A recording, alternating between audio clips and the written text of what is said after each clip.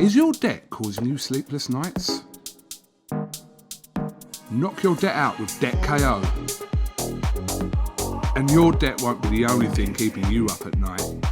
Debt KO, free, impartial advice on all your debt.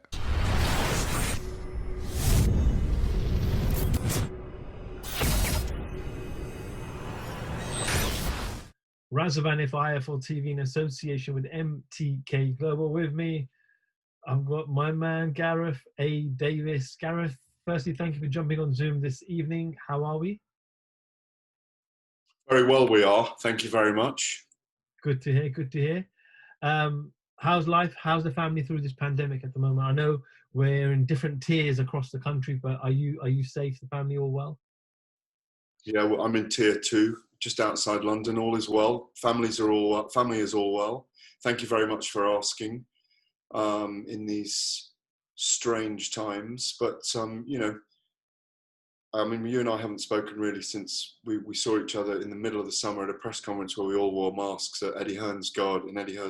But overall, I think we can all be feel quite lucky and privileged and happy that the fight sport world is continuing, you know, and for me that includes mixed martial arts as well as boxing. And extraordinarily, even without crowds, Raza, that there is an incredible schedule now set, you know, to December the 12th, and I imagine there'll be a break then, you know, but I don't know how they've pulled it off, frankly, with no crowds and no gates. It's incredible. Before we talk a little bit about boxing, guys, I just want to touch on Saturday was a phenomenal event. Fight Island, Dana White and the UFC, probably regarded as Khabib's toughest fight. But I really want to focus on what happened after the fight, where he announced his retirement from the sport, 29-0. We know he gave his justifiable reasons, but did that catch you in any shock?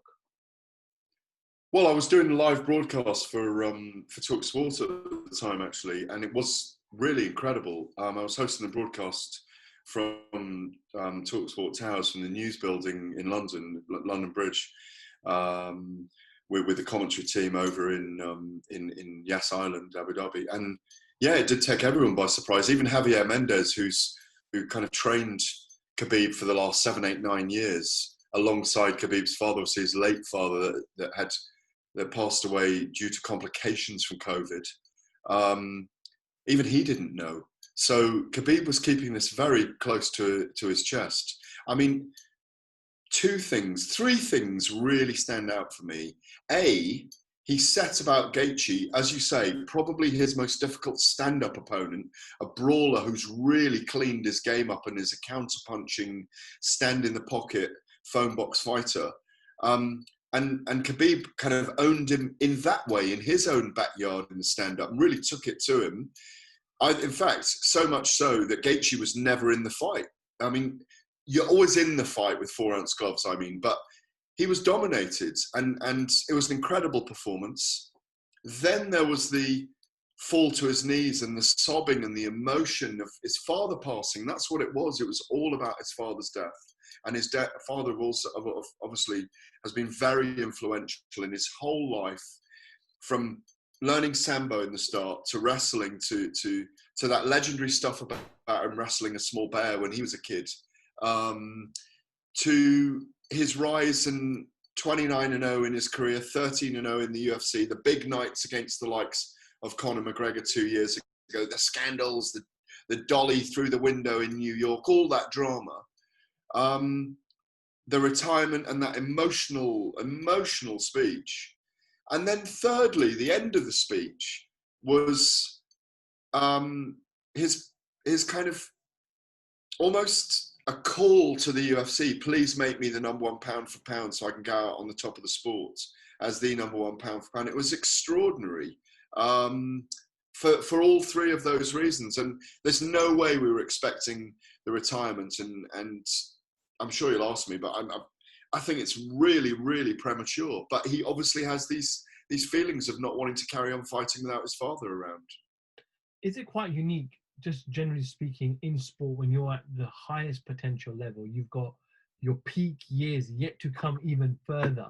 You're undisputed, you're undefeated, that you just bow out. Do you feel like it was pure emotion? Do you feel like in 12 months, 18 months, he may change his mind? Can that happen?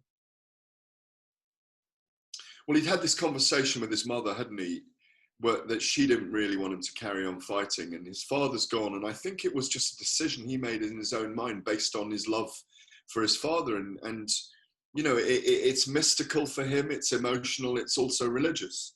You know, they're very close in all those kind of spheres, him and his father. And Khabib's, you know, is by all intents and purposes, you know, is a deeply devout Muslim, you know. So, and his father and he, you know, it's bound up in the way.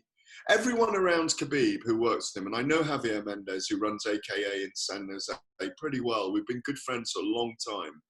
And he's very open when he trusts journos about his fighters. I think I'm seen as one of the old school guys involved in it. And he really is. I mean, and Javier Mendez says he's just a brilliant person. You listen to Daniel Cormier. Obviously, it's his teammate, and he says he's a brilliant person. I don't hear a bad word about Khabib ever from anyone. So I think he's being true to his word at the moment. But for me, that's the one thing. I don't agree with him being on top of the pound for pound list. It's still John Jones. John Jones has gone through 7 or 8, 9, 10 great champions in the UFC and defeated them. Khabib's defended the title 3 times. Yes, he was extraordinarily brilliant the night against Conor McGregor. He was even better on Saturday night. But he, for me, needs 6 more fights for his legacy, and maybe needs to step up and fight at welterweight against Kamaru Usman. Do something different. You know, he's a brilliant fighter. There's not a chink in his fighting armor. He's getting better and better. So why leave now? We know why he wants to leave now, because it's an emotional pledge to his father. But I half suspect he'll be back. It might be a year, but I suspect he'll be back. And I reckon it'll be the big one against the Big Mac. You mentioned there John Jones. Obviously, the talk was on the night he wants to become known as the best pound for pound fighter. There's a lot of talk on Twitter to say he's the GOAT. He is the greatest of all time. Do you agree or disagree with that? No, I completely disagree. He's a long way from being the greatest of all time. He could go on to be, look, the sport is 27 years old. When we talk about the greatest of all time in boxing, we're going back to the 1860s, the 1870s. We're talking about 150 years of history. Now, that's not to disparage what anyone does in MMA, of course, or how brilliant they are, where they fit in the pantheon. But when you look at the body of work that John Jones has put together, Vitor Belfort, Chael Sonnen, people might not say Chael Sonnen, but Mauricio Shogun Rua, Rashad Evans, Glover Teixeira. I could go on and on and on. It's incredible. He just wiped out everyone. Yes, he's looked a little bit less destructive in his last 3 performances, and a couple of those have been close, but I still had him winning. You look at Anderson Silva's record, a long reigning streak at middleweight. He was an extraordinary talent, one of the greatest knockout artists of all time. You look at George St. Pierre's record, extraordinary. And I think Khabib inhabits a place just beyond them. You know, a place where someone like Demetrius Johnson was before he was unbeaten, when he was unbeaten. But if Khabib wants a legacy with those other 3, for me, he's got to have about 6 more fights. Doesn't have to win them all. He could lose one. He could avenge it. I'd like to see him fight several other people. He hasn't fought Tony Ferguson yet. We do want a second fight with Conor McGregor. You know, I'd like to see him in against Kamaru Usman, step up a weight, or whoever's the welterweight champion at the time. For me, he's a way away. Yes, he's undefeated, but he's 13-0 in the UFC, and he's got a style that could take him there. But I think it's almost like he's decided to walk away now. And people say Tyson Fury might do the same. If he beat Anthony Joshua, he might walk away on his own terms. And I think that's what Khabib has done. He thinks he's the pound for pound, number one. He thinks he belongs on the all-time list as the GOAT, I think. A lot of fans do, but an awful lot of fans don't. And I don't. He's just not there yet. All right. Well, for now. And what's your what do you think? I mean, what do you think? When he first made the announcement, I was shocked, and I felt like he had his best year still to come, because I feel like his last couple of performances, he's just got better and better and better. Everyone assumed this was going to be his hardest fight, but the way he walked him down, and I felt like it was after the first round was just gassed. It felt like he was on a marathon throughout that first round. I was shocked with the scorecards, because I think two of the judges didn't give Khabib the first round. Yeah, that didn't make any sense whatsoever.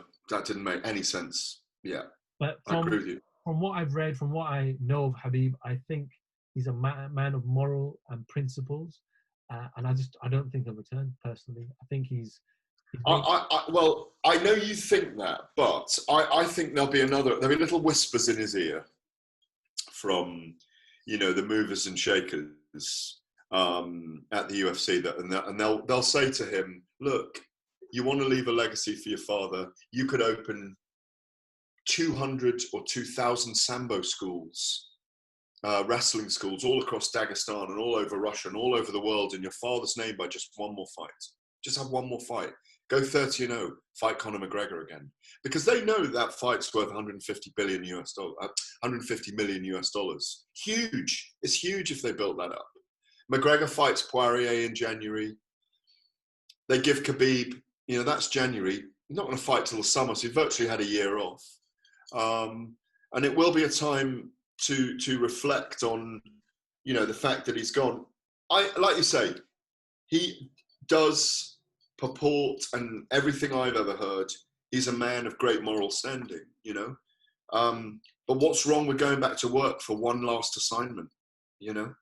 His father could look down on him and enjoy it, but I think there's an element of, I suspect, his father not wanting him to be involved in the shenanigans that went on the last time, the kind of like gang SBG, Khabib team Khabib gang warfare, that was kind of blown out of all proportion in a lot of ways,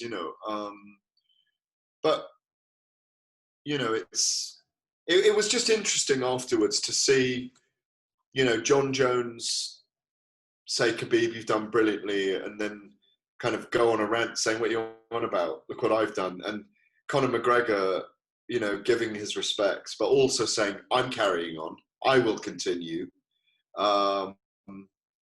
It's incredible, this social media world around the UFC and around MMA now, even around boxing to a certain extent. But I think when we're inhabiting our boxing world, it's a little mellower, isn't it? Rather than the kind of it's rabid when the UFC fighters and the Twitter trolls go to work. It's incredible.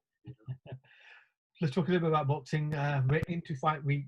The bubble commences this week. Alexander Usyk, the cruiserweight king. You don't mind me having a shot of tequila, do you? As it's late in the evening. You can do whatever you please. You're in the comfort of your own home, Gareth. Alexander Usyk, Derek Chisora, a big fight planned in this week, taking place at Wembley Arena behind closed doors. I know Eddie said he did put in an application for some fans, which was rejected. So it's going to be behind closed doors. But how tough of a fight is this, firstly, for Derek? Yeah, I mean, it's very tough. I mean, talking about behind closed doors, I mean, I was at a Paris event with Bellator recently, Czech Congo against Timothy Johnson, the headliner. Czech Congo was fighting in Paris, first time in his 20-year career, because it was allowed in Paris. And just to say, they were allowed 5,000 and 1,000. On the night, it was 650. And I was doing the in-cage interviews. You probably didn't see it, but I was doing the in-cage interviews. Just having 650 people in there felt extraordinary, Raza. It felt amazing. And I think it's going to take us a while to get used to being there with crowds again, or even being there. And it's one of the things that I think may affect Derek on the night. He's been coming in at the O2 Arena or at the Manchester Arena in his last 5, 6, 7 fights to huge. He went from villain to cult hero, didn't he? He's a figure of folklore in British boxing now. There ain't going to be no cheering on his way in. It's going to be a deadly silence, a stony silence. And at the end of it, at the end of that walk is a Ukrainian who's one of the most skilled boxers on the planet, who moves laterally brilliantly, as we saw in the closing stages against Tony Bellew, who is looking ambitiously at being one of the greats in the sport, moving from cruiserweight up to heavyweight. Arguably, he's going to achieve what Evander Holyfield and David Haye achieved as well. So Haye knows. Haye's in the other corner, Chisora corner. There's a lot at stake for Derek Chisora. He's got a great chin, but he's not the fastest. He's in his 30s, late 30s, but he's in the best shape of his life. I like Derek heavy and angry and in front of a crowd. That's the dangerous Derek. Now, he looks fantastic. You can't avoid David Haye's social media tweets at the moment and Instagrams. It's like he's got his son out there. It's like he's got his big lad son out there. He's shining the sun on him, and he's blasting the moon on him all the time. He's like, this is my boy. This is what he's done. Come on, everybody, clap. Everybody get around him. It's the last hurrah for Derek. It's a great story for him if he wins. He fought Vitaly Klitschko in Munich 9 years ago. David Haye was there, and he fought Derek afterwards at the press conference. I was there. It was unbelievable. David Haye fled Germany. Derek Chisora got in trouble. They were both banned by the board or had their licenses suspended. The Luxembourg board took over, and we had the most amazing night in front of 18,000 fans put on by Frank Warren at Upton Park. The last boxing match before the London Olympics and Paralympics. And David Haye knocks him out in an extraordinarily kind of thrilling fight in 5 rounds. There's history to this fight. There's history for Derek Chisora. There's a major moment for Alexander Usyk. But I just think this Ukrainian guy is a little bit special. And I think it's going to be a very tough night for Derek. A, landing hard on him, and B, pressing him into a corner. Eddie Hearn did an interview this afternoon with IFL TV where he went on record to say that if Derek Chisora was to pull off this victory, this could be regarded as the biggest victory in the heavyweight division. Do you agree with that? For a Brit. For a Brit. For a Brit. Yeah, it is. It's a big victory. I think because of the storyline, because Derek Chisora will put himself back under consideration for a position of, along perhaps with Povetkin, White, Chisora, to be challenging for the heavyweight title again. It won't be against Anthony Joshua, as we know, because they won't fight each other. They're too close. But it could be a trilogy fight against Tyson Fury. If Chisora's going to carry on this momentum, look at what he did to Artur Szpilka. Look what he did to Carlos Takam.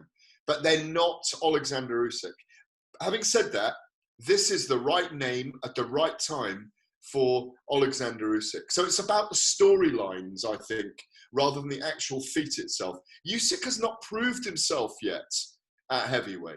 A victory, was it Chaz Witherspoon, wasn't it? A victory over Chaz Witherspoon is not enough for us to consider this guy a genuine contender. Yeah, he might be the WBO mandatory. That's just sanctioning body talk. Yeah.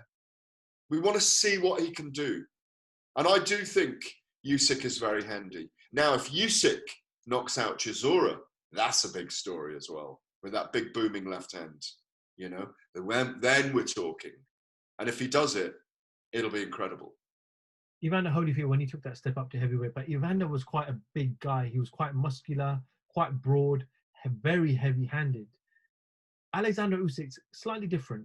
Not as big, not as broad, but obviously has a different set of skill sets. His agility to be able to move around the ring with his feet movement, but not carry the same level of power like Evander did, does that put him at a bit of disadvantage to trying to achieve and accomplish what Evander did? No, well, we're going to find out about his power. I mean, if he throws his best shots and they just bounce off Derek like he's wearing armour, we could be in for a fun night, you know? We might be in for a fun night. Anyway, this could be a 12-round barnstormer. It could blow the fucking roof off, you know? Who knows? There's your headline. Boom, you just thought it, didn't you? You know, no, I mean, it could be amazing because there's a bit of devil in the eye of Alexander Usyk. He's got a little bit of the old screw loose, hasn't he? So has Derek. So we may end up with Dillian White, Derek Chisora style fight, where they go hammer and tongs in, you know, between rounds 5 onwards. They just go for it. I hope so. But I do think this is the problem with some of these fights at the moment, some of these events. There's no crowd, you know? There's no crowd. And I genuinely felt the difference being out there in Paris. I had the advantage of walking into the cage to do the post-fight interviews. It's different when there's people there. There's an energy zooming in on the center of the cage or the ring, the octagon. That's why we get so excited about these things. That's why it's always amazing to be there, because the energy is beaming in towards two people in action, performing, enhanced by the emotion and the occasion. And I think we saw it with Vasyl Lomachenko and Teofimo Lopez. He was so ambitious, Teofimo. Him and his father came up with an amazing game plan. Lomachenko never got started. He can't hear 10,000 Ukrainians in the arena going mad every time he throws a punch, makes the judges sound like he's landing. 15 million of them watching at home on state TV or national TV. It's not a Soviet country anymore. On national TV. These things matter. It's why Maradona, I've said this before, it's why Maradona's brilliant when he knows billions of people are watching him, or Lionel Messi, or Ronaldo, or Lewis Hamilton as a case in point, because millions and millions and millions of people are watching. And that nerves, those nerves they feel, that super ego, the super id comes out in them, something special comes out. And I think that's, we're missing it. We're missing it. COVID is depriving us of that, you know? That's my rant for the night. Gareth, you mentioned that Teofimo Lopez and Lomachenko. I just want to pick your brains on a comment that Floyd Mayweather made last week, where he said the WBC, the WBO, the IBF, WBA, they all need to sort their acts out. There's too many belts in boxing. We just don't know who the real champion is because everybody is calling themselves the champion. I spoke to Marita Suleiman a couple of weeks ago or months ago, and he said to me that the franchise was a status, it was a recognition, and he mentioned Lomachenko and Canelo. Now, right now, Devin Haney holds the WBC lightweight title. Oh, here we go, yeah. Yeah. So do you look at Teofimo Lopez right now and say he is the undisputed champion, or do you argue that and say, well, he doesn't have the WBC belt? We know he's the #1 fighter in the division, but is he the undisputed champion? Yeah, he is the undisputed champion. I think the trouble is, like you say, the WBC at the moment, the fact that they called the franchise champion has created a disaster post-fight for that, because like you say, there was confusion over whether the belt was actually on the line or not. No major statements were made either. There was no press release about it, was there? So they kind of avoided the issue, thinking perhaps that Vasyl Lomachenko might win. Mauricio will probably take me up on that I'm wrong, that he told someone somewhere, you know, and he does kind of, he is normally very meticulous about those things. But Devin Haney holds a version of the WBC title. There's no question about that, you know? I mean, we know he's defending it soon to Yuriorkis Gamboa, you know, against Yuriorkis Gamboa, in part of what is a brilliant schedule now, all the way up to December the 12th. It's a disaster. I didn't think it at the time, but it is a disaster now. And I think you're doing Teofimo Lopez a disservice if you don't consider him the undisputed champion, because that was a brilliant performance and a great game plan against Lomachenko. I'm not saying I don't want to see a second fight, because I do, because I think it would be amazing. But we need a crowd. When you look at the numbers, $3.5 million for Loma for that fight, and $1.5 million for Teo, $5 million presumably put there by ESPN for that fight, did nearly 3 million views, or 3 million spectators on television. You've got to have a second fight, haven't you? You've got to have a second fight, you know? So in answer to your question, yes, you do have to consider him it. But what's the feeling? Want to see him fight Devin Haney now? You know, but Devin Haney's fighting Yuriorkis Gamboa. They're on different sides of the promotional divide. But if Haney and Lopez fight I don't know, April. Is a possibility. But I'd rather see Teofimo Lopez and Loma go at it again in April with a crowd in Las Vegas on pay-per-view. But yeah, I mean, we could talk forever about what the belts have done there. They've been fractured since the 80s, you know, so we never get around it. It's one of the annoying things about our sport, that it's very, very hard to clean up. It just gets murkier, you know, unfortunately. Gareth, you're involved in both sports of MMA and boxing, so you have a great insight in how these sanctioning bodies work in boxing. And obviously, UFC, for example, controls the whole of the sport, and they are the body. Well, it doesn't. No, it doesn't. No, but it doesn't. I mean, Bellator. I mean, obviously, I work on TV with Bellator as well, but it has a big say in the sport. Those two are the number one, the number two. But the trouble is, in that one, you never get a Douglas Lima against a Kamaru Usman.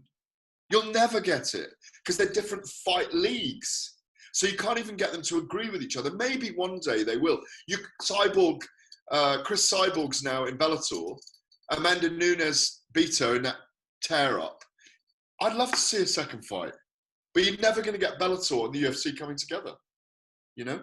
The only way it happens is if a fighter leaves one organisation and goes to the other. So in some ways, theirs is imperfect as well in MMA. You know? I know Dana's talked about coming to boxing, but do we now need an overhaul? Do we now need someone new to come in and create something new and take away these traditions that we've held on for? Or do you feel like these traditions are always going to exist in boxing? Well, it'd be interesting to see how they do it. I mean, they will, I imagine, you know, like years ago when Arturo Gatti and Mickey Ward fought, didn't need a belt. When Mayweather and Pacquiao fought, didn't really need a belt, did it? When Tyson Fury and Anthony Joshua fight, doesn't need a belt. It's for the undisputed title. Bugger the belts. Do you know? Bugger the belts. It doesn't matter. We just want to see those two fight a couple of times. In fact, maybe we only need to see them fight once. Do you know what I mean? We may only see them fight once. It may only be in Saudi. I can't see them selling 100,000 seats at Wembley for April, May next year and worrying that 100,000 seats are gone and the COVID's coming back and the COVID lockdown, we've gone to tier 3 and 100,000 people want their seats back in spite of the pay-per-view. Much easier to go and get 60 million site fee in Saudi Arabia. Everyone gets paid, 10,000 travel. It does well on pay-per-view. I think it'll do 3.5 million on pay-per-view if they sell it right. I think there's enough people in the UK that would want to see that fight, not to mention the world rights. Anyway, I'm on one tonight because I haven't spoken to you for ages. I just want to end on this. Tyson Fury has officially announced that he will be back fighting in London. Few different names in the pot. Takam's come out and said, I want it. Otto Wallin, Michael Hunter. Any insight of who potentially could be given that spot to fight Tyson Fury? Well, there's I get Kit Bayel as well, isn't there? And there's one other who escapes me right now. I've had a long day. I mean, Hunter's. I mean, I like Hunter. I mean, I think we know what we're going to get with Takam, and we should know what we're going to get with all of them, which is Fury's going to pepper them with jabs, move around, slip and slide, do that thing where he pushes their head under his armpit, you know, does a shuffle, smiles to the crowd, sings at the end of it, tells Paris that he still has undying love for her. We all cheer and go, right, when's the Joshua fight? Do you know what I mean? Ditto with Joshua and Kubrat Pulev, really. You know, I mean, hopefully that's with 3,000 people that Fury won at the Albert Hall. Hopefully, somewhere like that, you know, where we get a crowd. Ditto Anthony Joshua at the O2 Arena with 3,000 to 5,000, you know, and he goes in there and he looks his best. He makes a statement. I think if he gets hold of Kubrat Pulev, we will see. I should really take my shirt off and do it, but I think we'll get a shirt falling into a suitcase, basically. Do you know what I mean? From a great height, we'll just drop it into a suitcase. I think he'll crumple him up. I don't think he might even fold him before he puts it in there. But no, I think Joshua will make a statement against Pulev. I really do. And then imagine if they both lose. Yeah. I mean, forget about COVID in 2020. Boxing's destroyed in 2021. I mean, I think they'll both win. I can't wait to see those two fight. I mean, we are so lucky to have two heavyweights who are British, number one and number two in the world. Do you know how lucky we are? You know, number one, two in the world, at the peak of their powers, almost undefeated between them. One's avenged that defeat, of course, the Andy Ruiz loss for Joshua. We're so lucky. We're so lucky. They're in their prime, you know, and they're so different. And there's so many brilliant angles and crossovers. And, you know, deep down, I think they both really respect each other as well, you know? All right, Gareth A. Davies, thank you so much. I could carry on, but I know Zoom's giving me a notification that we're coming up to the time limit. Have I talked that long? Have I talked that long? I've been on my own too long today. I need a shower as well. Gareth, appreciate you jumping on this evening. Cheers. Give me a little bit of your time. Wish you continued health and safety during these tough times that we continue to live in. And I'm sure we'll be bumping into each other in one of these shows very, very soon. Listen, it's a pleasure. It's a pleasure for me to rant on for 20 minutes tonight and to see you. And I'm really pleased to see you. And I hope to see you in person at an event very soon. Thank you, Gareth. Gareth A. Davies for IFL TV. Thank you very much. Is your debt causing you sleepless nights? Knock your debt out with Debt KO. And your debt won't be the only thing keeping you up at night. Debt KO, free impartial advice on all your debt.